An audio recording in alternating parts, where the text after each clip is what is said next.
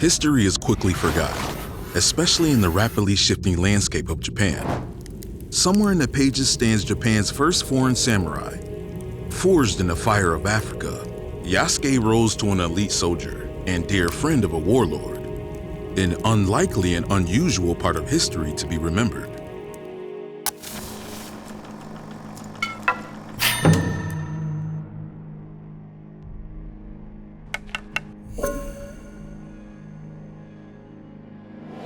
Yasuke's story begins in the mid-1500s, though exactly where is disputed. The prevailing theory asserts that Yasuke was born in Mozambique, in southern Africa. These were the first of the Africans to reach Japan, either as slaves or shipmates for the Portuguese captain Jorge Alvarez. This is also where the Yao people originated, which may have given rise to the name Yasuke in Japan, later Yasuke. Other accounts, however, summarize that the African man was from South Sudan, given his height and his complexion. In one Japanese journal, a man describes Yasuke as robust, black as a bull, and of fine character. Wherever Yasuke hailed from, it was short-lived. At an early age, he is thought to have been sold into slavery in India as a soldier. How he got there is not known. This would explain his impressive combat experience, along with the tales he later told about India to the Japanese. Before long, he was employed by Alessandro Valignano, an Italian Jesuit missionary, and Yasuke's ticket to Japan.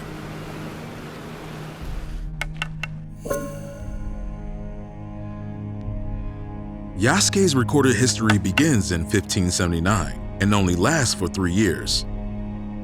Yasuke arrived in Japan while accompanying the Italian Jesuit missionary Valignano, acting as his bodyguard. Japan was in the midst of a brutal civil war, which began with the collapse of Ashikaga shogunate in 1467, which left the country's warlords vying for power. The pair landed in Kyoto in March 1581. There, Yasuke and Valignano garnered the interest of the Japanese people and the daimyo himself. Oda Nobunaga, the acting daimyo of the region, served as a warlord to the shogun and the emperor. His power and influence in Kyoto was absolute. Yasuke's appearance masked so much interest in Japan that he was presented directly to Oda Nobunaga. It's said that the Japanese people climbed over each other to see Yasuke, causing some to be crushed to death. Upon meeting Yasuke, the daimyo believed the man was covered in ink.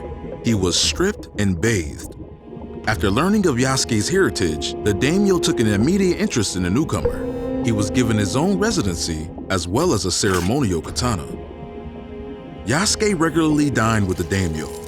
He's believed to have spoken Japanese, as Valignano would have wanted those in his service to be accustomed to the local culture. Yasuke and Nobunaga would exchange stories of their homeland, as well as their appreciation of art, poetry, and musical drama. Within a year, Yasuke had risen to the rank of samurai.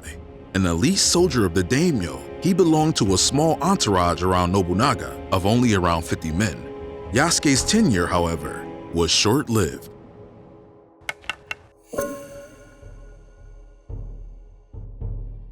June 1582 brought change to the land of Japan.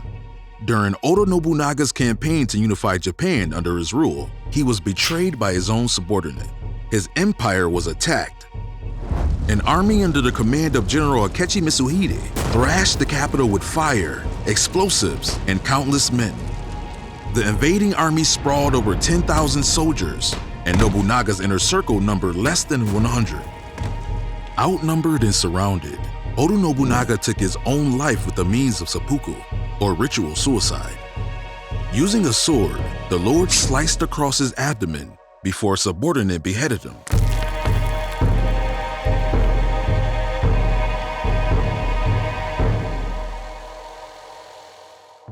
Yasuke, present at the battle, acted as a last defense for the castle.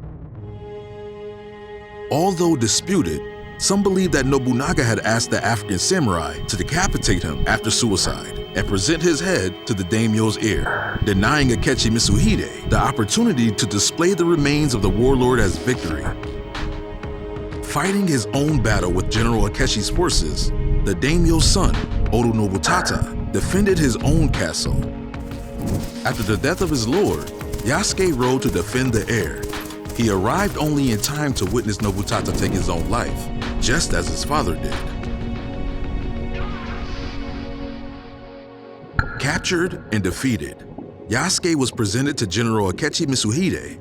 Conflicting reports mention the warlord stated that the African samurai was not Japanese and thus should not be killed. This is the last recorded event in Yasuke's life.